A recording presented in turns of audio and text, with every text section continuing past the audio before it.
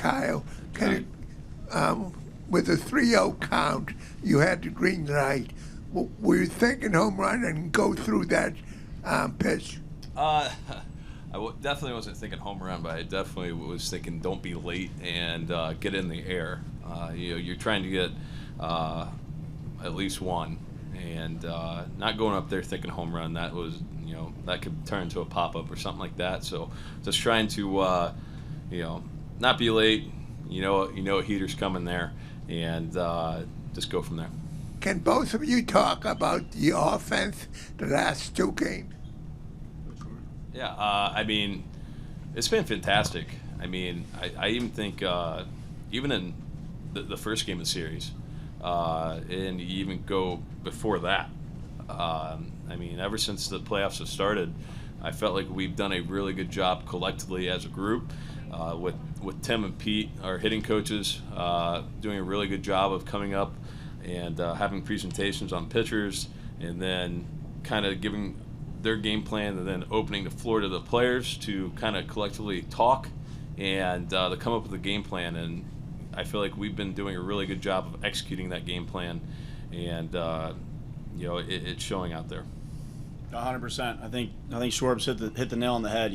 We've got a collective group game plan, and we want to execute it with every at bat, every pitch, as much as we can. The postseason is, you can have tense moments, and the other thing we've been trying to do is stay loose. And AC's been harping on a lot, and he's just been telling us to be us. We've been doing this all season. Obviously, when Schwarbs came over after the deadline, he was a huge boost to our lineup, and he hasn't skipped a beat since he's gotten here. So having a guy like him at the top of the lineup just brings so many different dynamics, and then it just the way it just kind of breaks your lineup up. We have a talented group of guys, and when we stick to our plan, we feel like we're just as good as anyone. Far back on your left, Jesse. Kyle, I think every time you've had a 3-0 pitch this year, you've walked. I'm curious if you felt comfortable swinging just because the way this offense is going. Like if you guys have been grinding, I wonder if maybe you'd been a little bit more patient or whatnot. Yeah, I think I'm a really bad 3-0 hitter. I really do. I think, I don't know if I even have a hit in my career in a 3-0 count. That might be my first one. But, the thing was, we got guys on the pond. Let's be aggressive here. We're wanting to get after these guys. We want to be aggressive, but be aggressive to our pitch.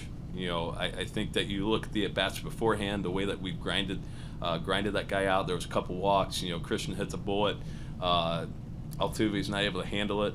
Run scores, and then get to a 3-0 count, and he's forced to come to you. So I think that's kind of the biggest thing, is just still being aggressive to your pitch.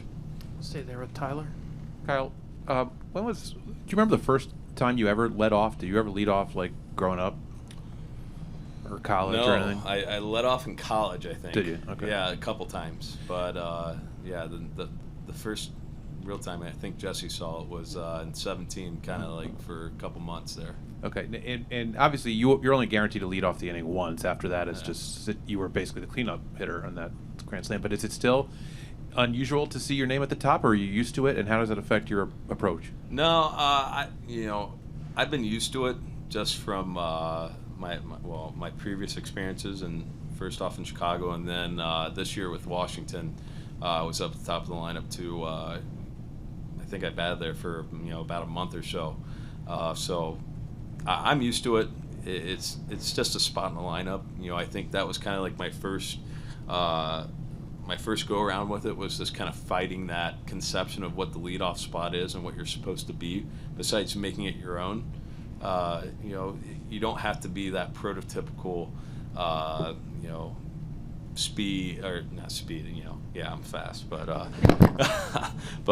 you don't have to be that prototypical, try to work or walk or something like that. Like for me, I can do that already, so why would I try to force that, besides just going up there and just trying to take my at bat?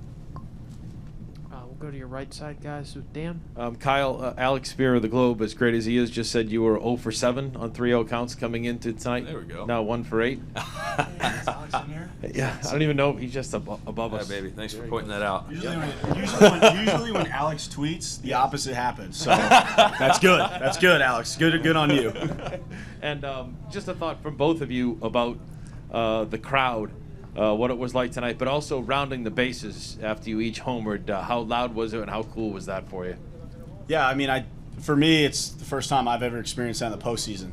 Obviously, Schwarber has done it plenty, and it never gets old. Every time you hit a homer, I mean, this game is so hard that anytime you can clear the fence and you can jog the bases, it's special. But to be able to do it there in the postseason and to be able to do it in this environment with, I mean, arguably some of the greatest, I think the greatest fans in baseball, it's truly special, you know, and it's just one of those moments you're never going to forget it, and you kind of are on this platform where you don't really know what to do. You know, you kind of black out for a second, and yeah, I mean, for me to round the bases, it was awesome. Obviously, Schwarber's around the base in the situation that he did. I mean, he probably single-handedly with that swing helped us break the game open and to kind of relax. And I don't know if I could sit there and say that I would have relaxed if we were winning 2-0. You might try to do a little much or do something your next at bat. So, yeah, I mean, it was pretty special. It was awesome. Want to keep doing it and want to keep winning ball games. Yeah, you almost tore my rotator cuff giving me the forearm bash, but you know, very exciting moments. Just like you said, these are moments that you're never going to forget as a player. You know, this is what we live for. We live to be in the postseason. You know, when you get that first taste, that first experience, you want to keep coming. You want more. So it's an addicting feeling, and you know, especially in this place where, you know, it's just rocking the whole time, and it's rowdy, and they're in tune to every single pitch, and every run matters. It's something that you're not going to forget, that's for sure. Buck and then Ian. Kyle, I was listening to you talk about the meetings you had preparing for the games and the offense and so forth, and obviously there's information, and then there's communicating the information. I was wondering if either of you could speak to the level of the communication skills and conveying the information. Do you find that this staff is a cut above or like everybody else, and could you maybe provide an example of the manner in which they convey this information that makes it more user-friendly, if that makes any sense? Yeah, you know, I think the biggest thing is, you know, it's not like percentages or anything like that. It's, you know, we'll have video. You know, we kind of talk about pitch action. You know, a go-to or something like that the guy, you know, really likes in a spot or whatever it is, and then it's more of the collective group that's coming up with what we want to do.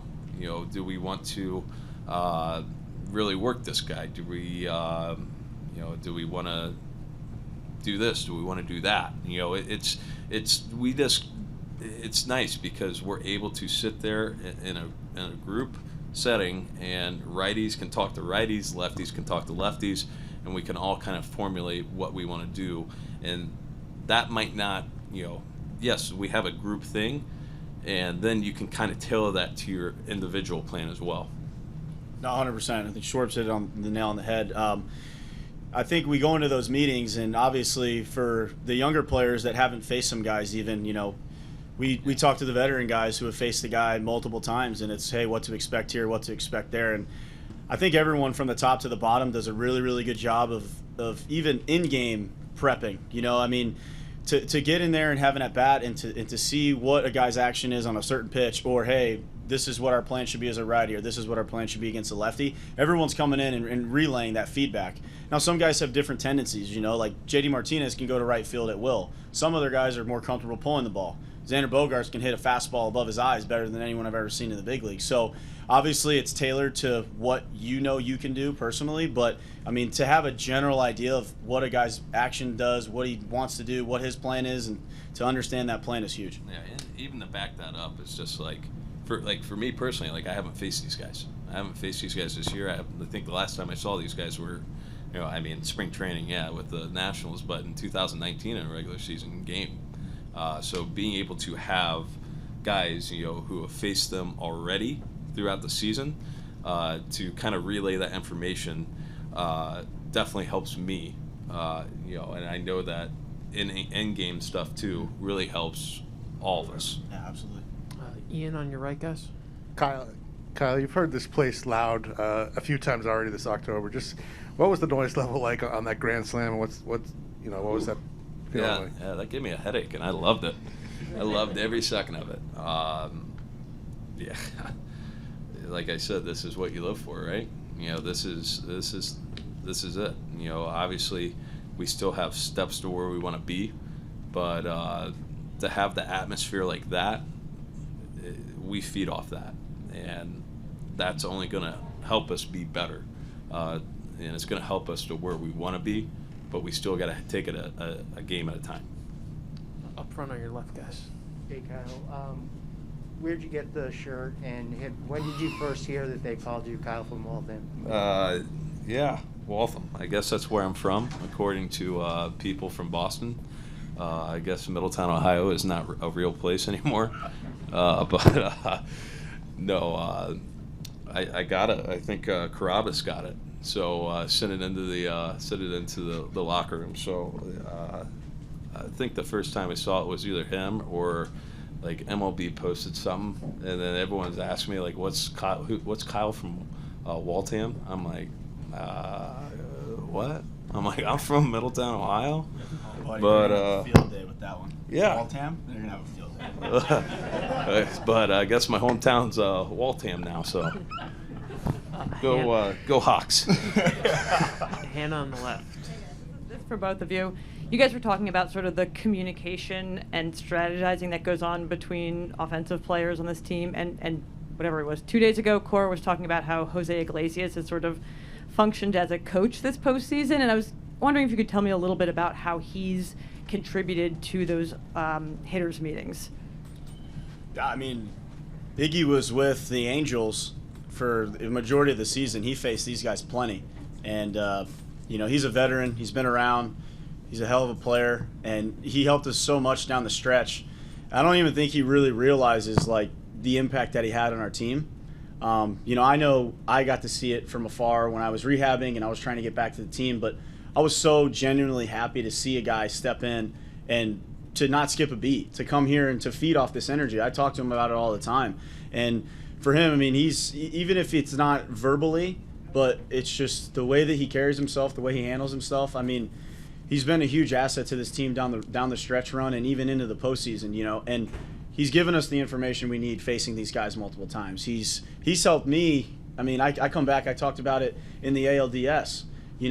One of the games I tried to lay a bunt down, and right after the inning, he tells me, "Hey, I used to do the same thing you did with my back foot. Keep your back foot still." I mean, little things like that you don't really think much about. And then 2 days later, here I am having to put a sack bunt down, and that's the first thing I thought of was don't move your back foot, and I got it down.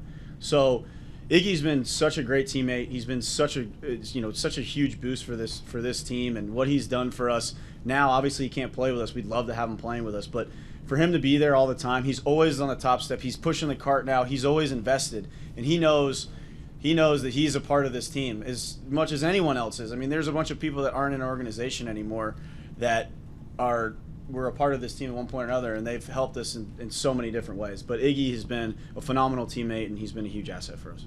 Yeah. Same. I mean, this guy has. Let's be honest. We're not here without that guy. He did a phenomenal job from coming over here and stepping right into a role and playing unbelievable defense, having great offensive at bats, and just the energy he brings on a daily basis is great. As soon as you walk into that clubhouse, he's in there, and he's going to give you a "What's up, kid? How you doing?" Just ready to rock and roll. So, like he said, the information he's passed along with these guys, the game knowledge. Like, this guy's been around and he knows the game. And for me, being new to the infield and things like that, he's able to help me out with going out there and footwork, taking ground balls, things like that. And obviously on the offensive side too, just being able to talk some of these guys that we're facing and the kind of formulated game plan. finish up with home runs. Is the laundry cart ride losing any appeal, or still magical? Oh, Never. no. Never. As Rafi says, tunnel time. Tunnel time. So that's what we like to do. So. Tyler on your left. Yeah, Kyle, you were talking about the noise and the energy here at Fenway. You've had the opportunity to play at two historic ballparks, Wrigley and Fenway. What distinguishes the Fenway sound or the Fenway feeling in October from the Wrigley one? Yeah, I mean, it just feels like everything's right on top of you, right? Like, it just feels like it's just right on top of you. There's no foul ground. I mean, you look back and the stands are right there and it's straight up, and then, I can't imagine what it's like being out in the bullpen, right? Like, having all those, they're crazy out there, and I love it. I love it. Just Good crazy, though. Great crazy. Just jumping up and down, being loud the whole game. I mean, it just brings a smile to your face when you just think about it, right? Just the atmosphere, and it's something that you want. Like, you don't realize how lucky you are as a player to have a fan base like this. Like, I was lucky. Like, had a great fan base in Chicago for how many years I was there, and then to be able to walk into another great fan base, you can't take that for granted. You cannot take that for granted, because you go and play games at other places, and to have and no offense, but just the not have the seats full, right? It's a different game, and the walk into a place where the fans, they care about you, win or lose. Like, they're gonna be there, and they're gonna let you know, right? Don't take that for granted, because it's very special to have. We'll finish up with Michael standing in the back. I know it was a night of big swings, but could one of you talk about, or both of you, that walk that Alex Verdugo worked in the second? I believe it was an 11-pitch plate appearance. And what that does for a lineup and everything. Let's look back at the first inning, and it looked like Urquidy threw, I don't know how many pitches, 12? And looked like he was kind of cruising. Eddie came out, did the same thing, kind of looked like he was cruising through the first inning. And for a split second there, you're thinking, all right, this is probably going to be a pitcher's duel, and we're going to have to scratch and claw our way through. And I think what Doogie did in that at-bat is so big in setting the table. And what it does is 11 pitches, I mean, it wears down a pitcher, and it takes away an inning from what he's probably going to end up doing. And for him to go in there, grind out at bats, foul pitches off, and just consistently think, like, in the back of his mind, all he's thinking is get on base, get on base, get on base, get on base, however you can. So for him to come in there on a guy who was kind of cruising and looked like he was handling it pretty well, it just changes the direction on how the game's going. And then you get Hunter, who comes in and does the same exact thing. After that, it was kind of like, all right, we now have an approach. We've gone to our approach, and we're staying within ourselves. And I think Doogie leading off that inning was huge. And I think that without Doogie leading off the inning, without Hunter staying within himself, and then Baskey getting up there with 2 strikes and using the entire field, I mean, that stuff doesn't happen. And obviously, we can go to the big blow here from the big fella, but obviously it starts with Doogie, and Schwarber was able to put the nail in the coffin there in that inning. Yeah, I think the biggest thing is, like, people get caught up in the big swing or whatever it is, right? And people kind of forget about what led up to it, right? Like, the at-bats beforehand are what set up the big moments, right? And those are things that you can't take for granted.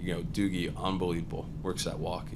You think back to the at-bats and when Rafi and JD hit those, key walks, things like that. Like, to be able to grind guys out and to have those kind of at-bats, like he says, it wears them down, and then they think they're about the punch them out, whatever, in 4 pitches, right? You grind out 11. Next thing you know, you got another guy coming up to, and they're going to keep grinding you out. And it's relentless, right? That's what we want to be as an offensive group, relentless. And I think we've been doing a really good job of that. Christian, Kyle from Waltham, thank you guys so much. Appreciate it. Thanks for having us. Thank you. Kyle from